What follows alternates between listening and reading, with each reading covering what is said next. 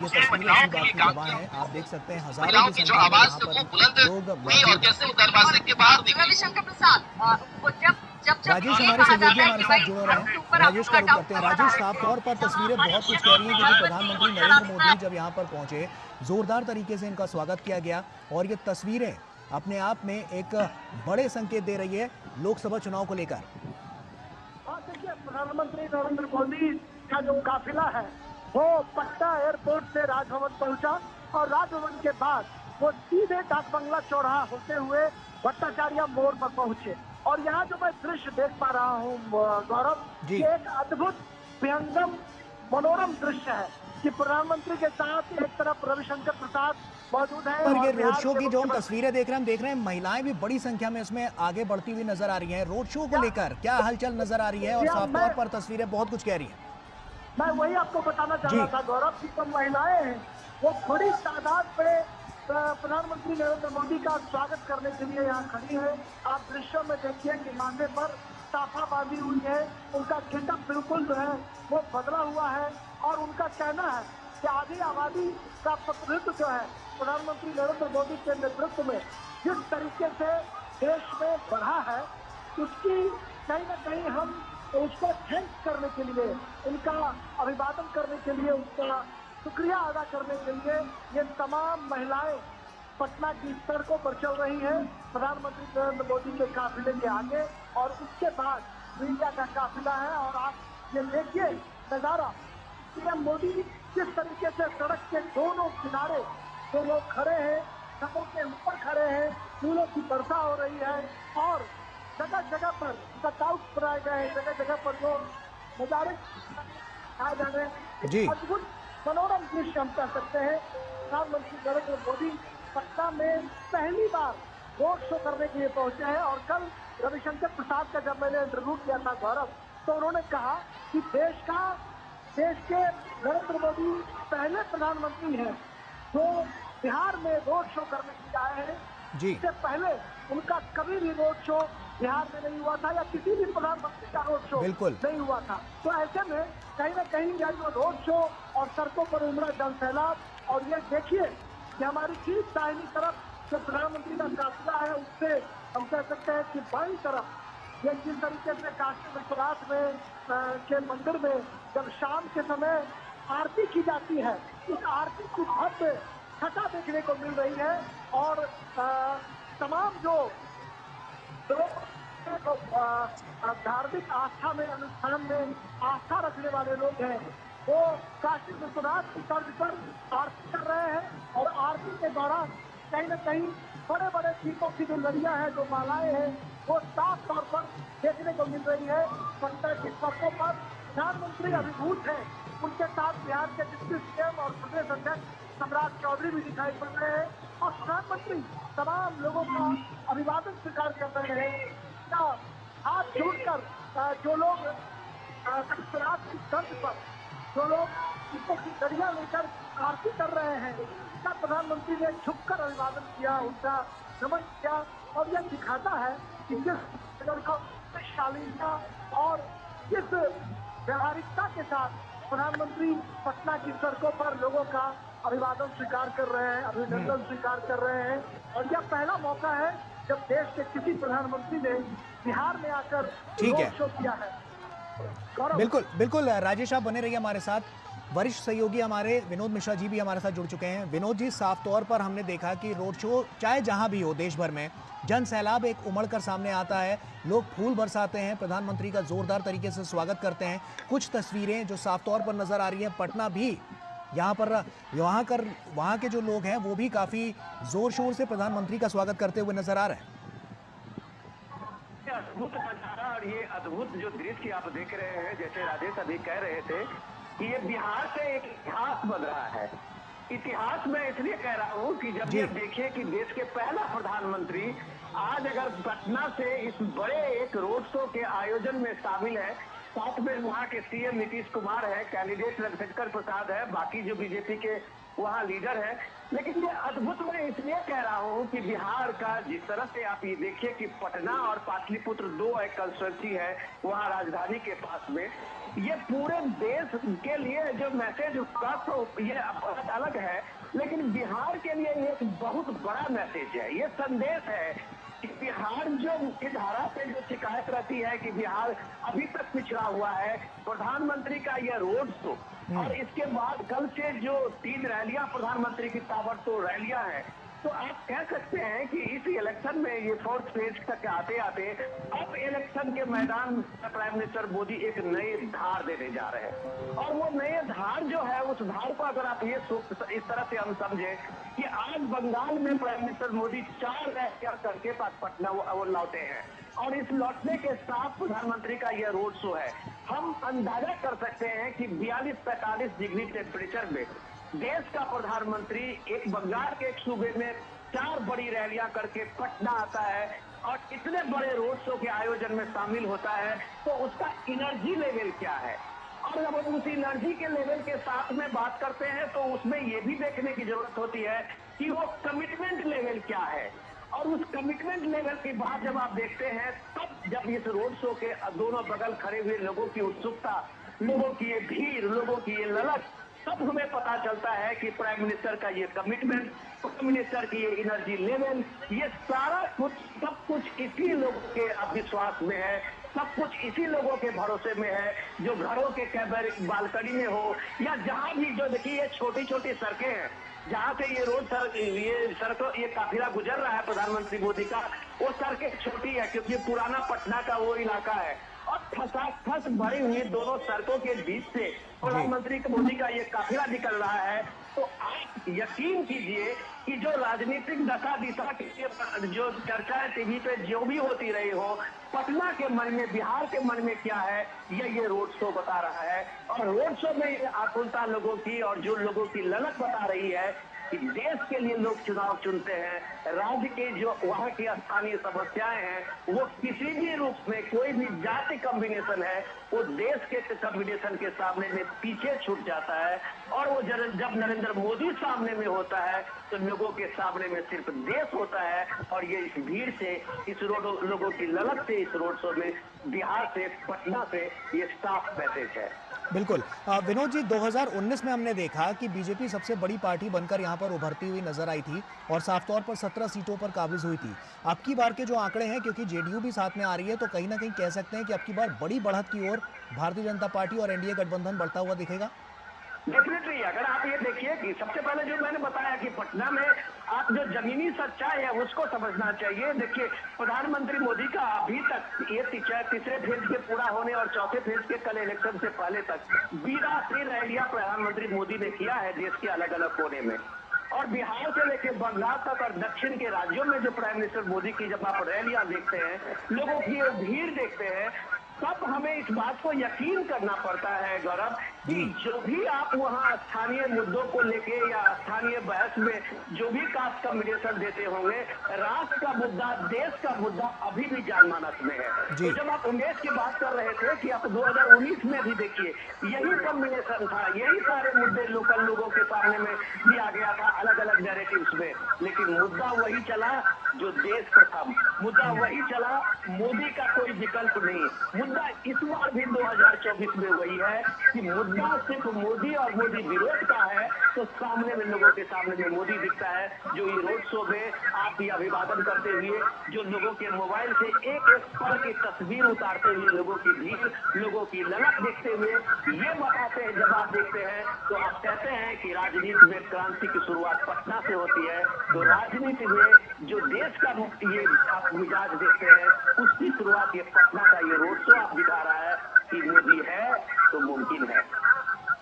बिल्कुल विनोद जी, आप बने रहिए हमारे साथ। राजेश हमारे सहयोगी हमारे साथ जुड़े हुए हैं। राजेश, हमने देखा कि बिहार में आप जगह जगह पर गए और तमाम क्षेत्रों को आपने कवर भी किया, तो ऐसे में तमाम क्षेत्रों की, अच्छा राजेश के पास हम जाएंगे, लेकिन विनोद जी आपसे मेरा एक सवाल ये भी है कि जैसे हम बिहार की राजनीति को जब समझने की कोशिश करते हैं तो काफी कुछ यहाँ पर आता है, तमाम समीकरण भी यहाँ पर बनते बिगड़ते हुए नजर आते हैं। ऐसे में अब की बार जो इंडी गठबंधन है वो आगे तो बढ़ता हुआ नजर आ रहा है, लेकिन जो साफ तौर पर एनडीए गठबंधन है वो ज्यादा मजबूती के साथ आगे आ रहा है, क्योंकि जेडीयू भी साथ में है और अब की बार जो सीटें हैं वो और ज्यादा आने की संभावना भी बनती जा रही है। विनोद जी, सबसे बड़ी बात है कि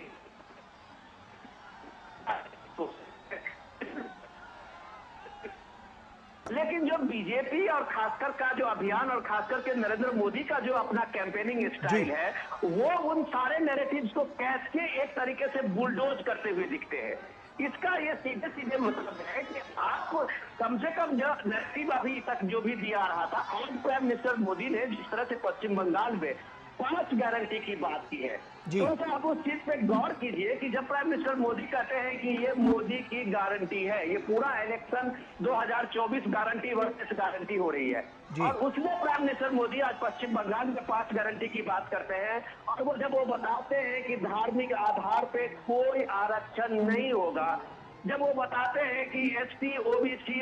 के एससी एसटी ओबीसी के आरक्षण में कोई भी कोई इसको छू नहीं सकता, इसमें कोई इसको छेद नहीं सकता, कोई जब ये बताते हैं कि कोई काम और धारा 370 के का जो फैसला है उसको नहीं सकता, जब वो बताते हैं अपनी गारंटी में कि सीए का कोई नहीं उसको बदल सकता, तो इतने जो गारंटी है उस गारंटी के बाद जब लोग देखता है तो लोगों को लगता है ये मोदी है जो आजमाया हुआ है। उसको लगता है कि मोदी ने जो ये काम अपना जो भी चीजें आज तक किया है वो पूरा करके दिखाया है, और उसके कंपैरिजन में जब आप इतने सारे गारंटी 5 न्याय 25 गारंटी खटाखट इकोनॉमी वाली गारंटी कि आप सीधे सीधे किसी के अकाउंट में 1 लाख डाल देंगे, कोई कह रहा है कि हम आपको 2 करोड़ नौकरी दे देंगे,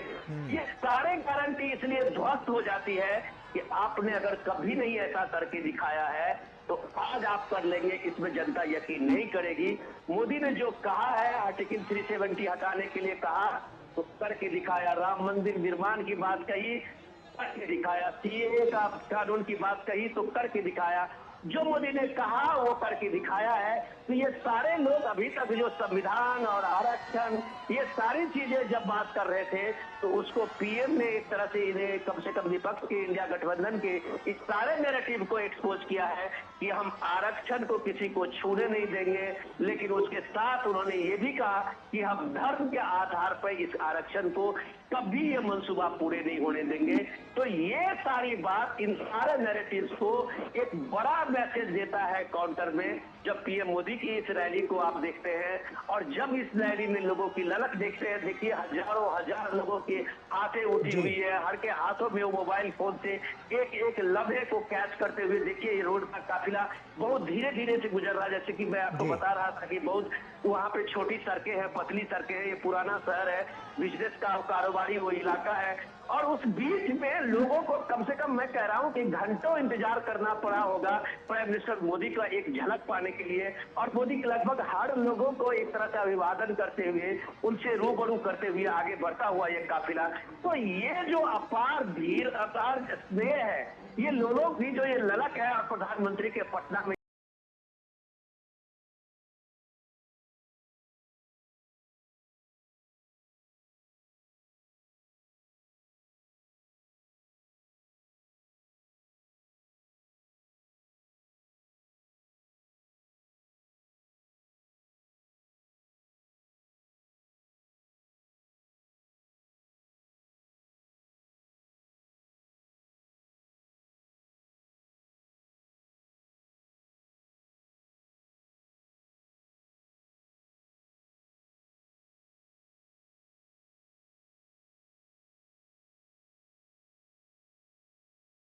पहला रोड शो है ये एक इतिहास बनाने वाला होगा, ऐसा गौरव जरूर ऐसा दिखेगा। बिल्कुल, और ये इतिहास ही है जो आज साफ तौर पर बनता हुआ भी नजर आ रहा है, क्योंकि आज से पहले किसी भी प्रधानमंत्री ने यहाँ पर रोड शो नहीं किया है। तो इस बात की भी, अगर हम इस बात को भी देखें तो काफी महत्वपूर्ण ये पूरा क्षण हो जाता है पटना वासियों के लिए और बिहार की जनता के लिए।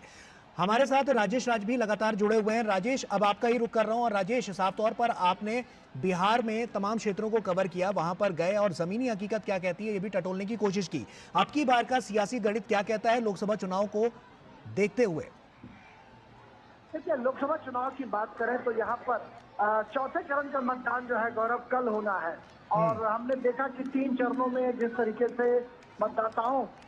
ने वोटिंग किया, हालांकि गर्मी और भारी तपिश जो थी, लू का जो है तपिश, वो देखने को मिली, जिसकी वजह से शुरुआती 2 चरणों में मतदान का प्रतिशत कम रहा। लेकिन तीसरे चरण के बाद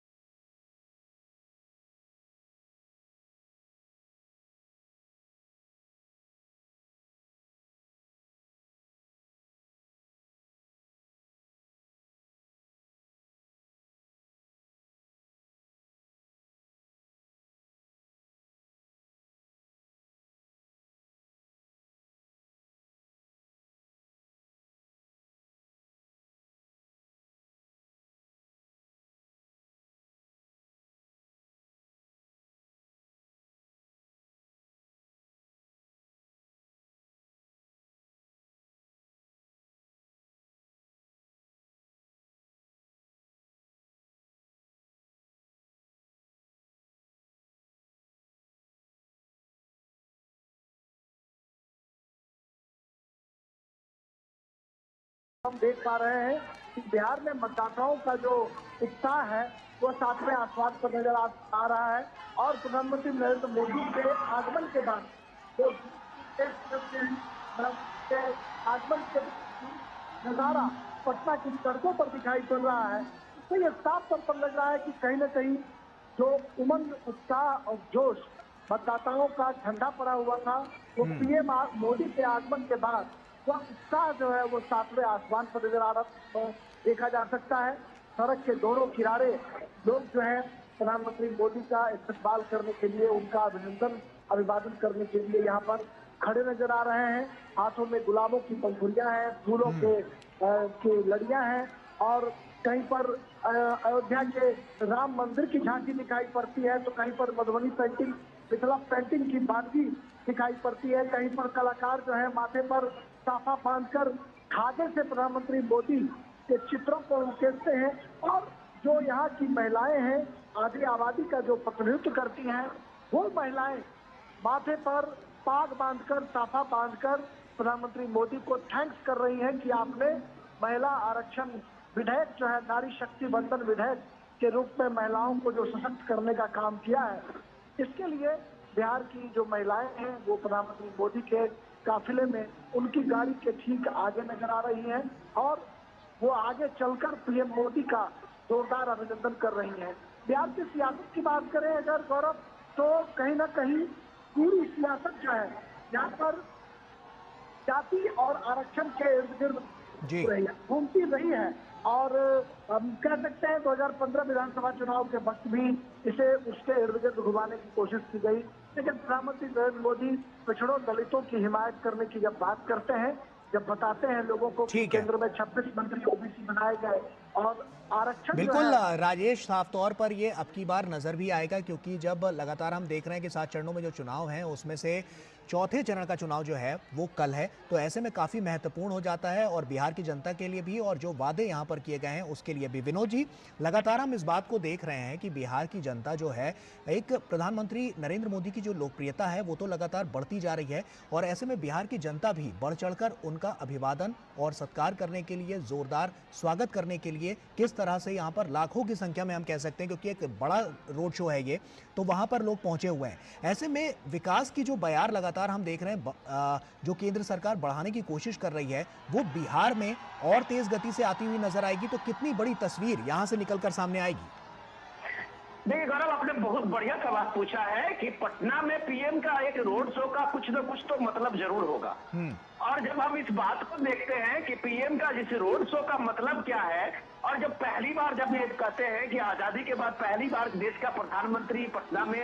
रोड शो कर रहे हैं, तो इसके मतलब को अगर हम समझने की कोशिश करें तो हम ये समझ सकते हैं कि प्रधानमंत्री मोदी का एक तरह से इस रोड शो में इलेक्शन के समय में करने का एक सीधा सीधा मैसेज ये भी है कि बिहार के पिछड़ेपन को लेके, बिहार के आर्थिक विकास को लेके, बिहार के इंडस्ट्रियलाइजेशन को लेके ये सारी जो इतनी शिकायतें रही है, शायद प्रधानमंत्री मोदी आज इस रोड शो के जरिए एक तरह से वो कमिटमेंट देते हुए इसको एक तरह से पूरा करते हुए जा रहे हैं कि हमने अपनी आंखों से पटना के पूरे शहर के पुराने पटना से नए पटना तक के जो 2.5 किलोमीटर का स्ट्रेच है, हमने उसके चीजों को देखा है। और पटना बदलेगा, बिहार बदलेगा, और बिहार बदलेगा तो देश में एक नए बदलाव, एक आर्थिक बदलाव का भी एक मैसेज बनेगा, एक समृद्ध भारत की बात भी जब बात बनेगी, तो वो सारी चीजों का मैसेज पटना में इन लोगों के सामने में प्रधानमंत्री मोदी का एक तरह से आप समझिए कि इसका संदेश ये भी है। दूसरी बात, जब वो पॉलिटिकल बात आप कह रहे थे कि जिसमें राजनीति की और सियासत की बात जिस रोड शो के जरिए हम देख रहे थे, तो हम बात राजेश की बात को आगे बढ़ाते हैं कि इसमें एक समझने की जरूरत है कि पिछले 30-40 साल से ये आरजेडी का और पूरे की तरह से एक समाजवादी जो वहाँ एक धारा है, उसका प्रभाव सिर्फ यही रहा है कि एक तबका जो मुस्लिम है उसको एक तरह से एक भ्रम डालना, उसको एक तरह से उत्पीड़न और उस तरह से एक विक्टिम का बना के एक तरह पॉलिटिकल एक गेमिंग हुई है, पोलराइजेशन की बात हुई है। यही पूरा पॉलिटिक्स अभी भी आरजेडी का है कि बीजेपी आ जाएगा, मोदी आ जाएंगे, ये सारी चीजें उनको ये बताया जाता है। और यही नैरेटिव जो है ये पूरे देश में एक तरह से एक विक्टिम कार्ड के एक तरह दिखाया जाता है, और ये दिखाया जाता है कि मुसलमानों के साथ में कुछ भेदभाव हुआ है, मुसलमानों के साथ ये हुआ है। तो आज मैं देख रहा था कि जब पीएम मोदी अभी एक इंटरव्यू में, टेलीविजन के इंटरव्यू में इस चीज बता रहे थे, और गौरव हम लोग अपने प्रोग्राम में इसकी चर्चा भी करते रहे हैं कि उसमें देखिए कि जो रिपोर्ट आई है 167 देशों की एक रिपोर्ट आई है बहुसंख्यक आबादी को लेके, और उसमें दिखाया गया जब भारत का, तो दुनिया के किसी भी देश में ऐसा नहीं हुआ होगा जिसमें बहुसंख्यक आबादी घटी है और अल्पसंख्यक आबादी बढ़ी है, और खास करके मुसलमानों का। तो पिछले 50 सालों में अगर लगातार इस स्थिति आप देख रहे हैं कि अल्पसंख्यक की आबादी 43% बढ़ी है, तो कैसे कोई दुनिया इस बात को यकीन कर ले कि जिस आबादी के साथ में कभी उत्पीड़न हुआ हो, जिस आबादी के साथ में दोयम दर्जे की सलूक किया गया हो, जिस आबादी के साथ में किसी तरह के भेदभाव हुए होंगे, वो आबादी कैसे इतना 43% का ग्रोथ रजिस्टर्ड किया है, और कैसे एक बहुसंख्यक आबादी जो है वो 8% का डिक्रीज किया है। तो यही बात पीएम मोदी कह रहे थे कि ये जो भ्रम राजनीति में डाला गया है, ये जब भ्रम आप राजनीति में एक तरह से प्ले करते हैं और एक तरह से विक्टिम कार्ड खेलते हैं, तब जाके इस राजनीति में एक बेईमानी साबित होती है कि जब प्रधानमंत्री मोदी का सबका साथ, सबका विकास, सबका विश्वास था, तो इस पटना में और पटना के शहर हो या गांव और देहात हो, अगर वहां शौचालय भी है 12 करोड़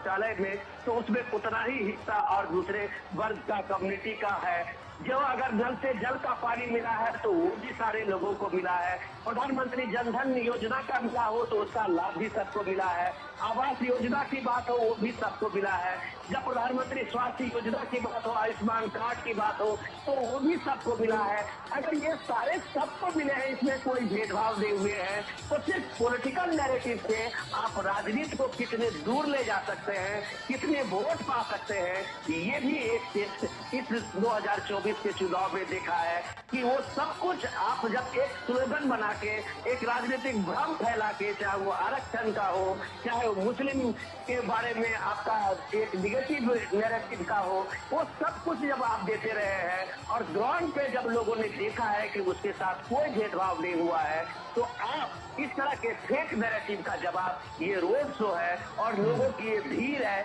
जब आप उसमें देखते हैं कि हजारों हजार के ये भीड़ का ये सभा के साथ में चलते हुए जब भीड़ आप देखते हैं तो कहता है कि इस तरह के जो भी नैरेटिव है उसका कोई असर नहीं है, लोगों को पक्का यकीन है और मोदी के बातों में यकीन है। तो उसका सबूत देते हुए रोड सड़क के दोनों किनारे आप ये काफिला देखते रिक्शे के साथ गुजरते हुए लोगों की ये भीड़ देखते हैं। गौरव, विनोद जी,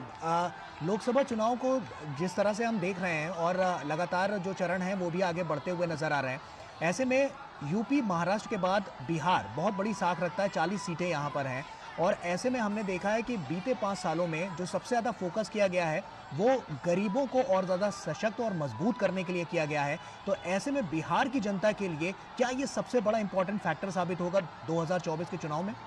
गौरव, आपने मुझे बहुत शानदार सवाल दिया है जिसकी चर्चा हम लोग शायद अभी तक नहीं कर पा रहे थे जी। कि आप ये देखिए कि प्रधानमंत्री मोदी ने 2014 से इसकी अभियान शुरू की थी नीति आयोग का जी। और नीति आयोग के साथ मिलके वहाँ एक एस्पिरेशनल डिस्ट्रिक्ट का एक अभियान शुरू किया गया था। वो इम्पोर्टेंट ये है कि देश के 120 ऐसे डिस्ट्रिक्ट हैं जो अति पिछड़े डिस्ट्रिक्ट रूप में ये जाने गए, जिसमें बिहार के कई ऐसे डिस्ट्रिक्ट है। मैं कह रहा हूँ कि बिहार के मैक्सिमम ऐसे डिस्ट्रिक्ट थे जो एस्पिरेशनल डिस्ट्रिक्ट के रूप में चिन्हित हुए थे और उस एस्पिरेशनल डिस्ट्रिक्ट के रूप में आप देखें कि वहाँ जो मिनिमम आय का जो है वो भी सबसे लोएस्ट,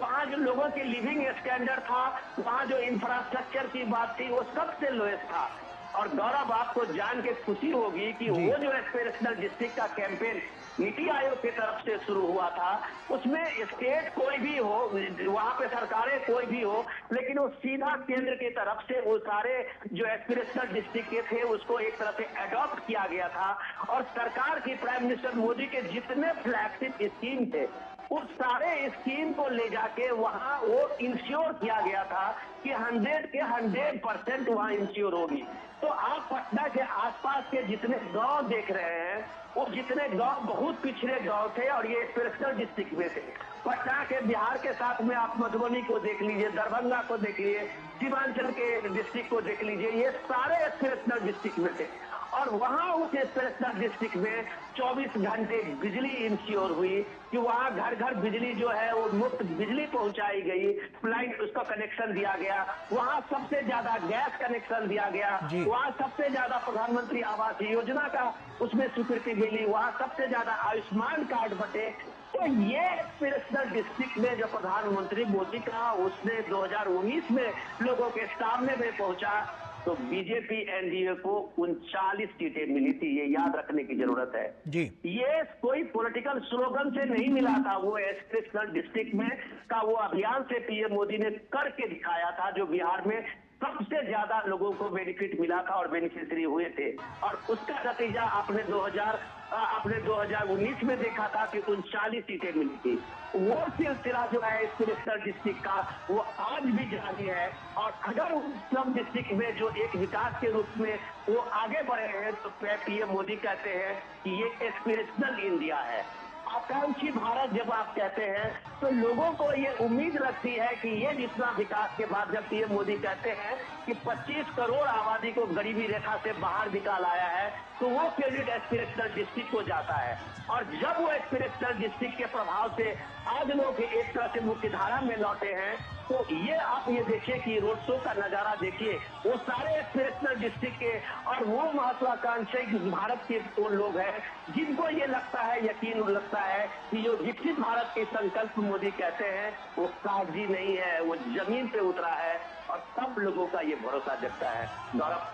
बिल्कुल। और विनोद जी इस पर भी नजर डालें तो अब हम थोड़ा सा विपक्ष की भी बात कर लेते हैं क्योंकि साफ तौर पर हमने देखा कि इंडी गठबंधन यहाँ पर बहुत कुछ खेल करने की कोशिश कर रहा है, लेकिन अब की बार क्या वो इसमें कामयाब हो पाएगा? तमाम उनके पास कोई ऐसे मुद्दे नहीं है जिसके लिए वो जनता के बीच जा पाए, क्योंकि 2019 में हमने देखा सिर्फ कांग्रेस एक सीट लेकर आई थी, बाकी आरजेडी वगैरह कहीं नजर नहीं आई। तो अब की बार क्या लगता है, क्या इंडी गठबंधन जो कि साथ मिलकर आगे आ रहा है तो अब की बार क्या उनके लिए कोई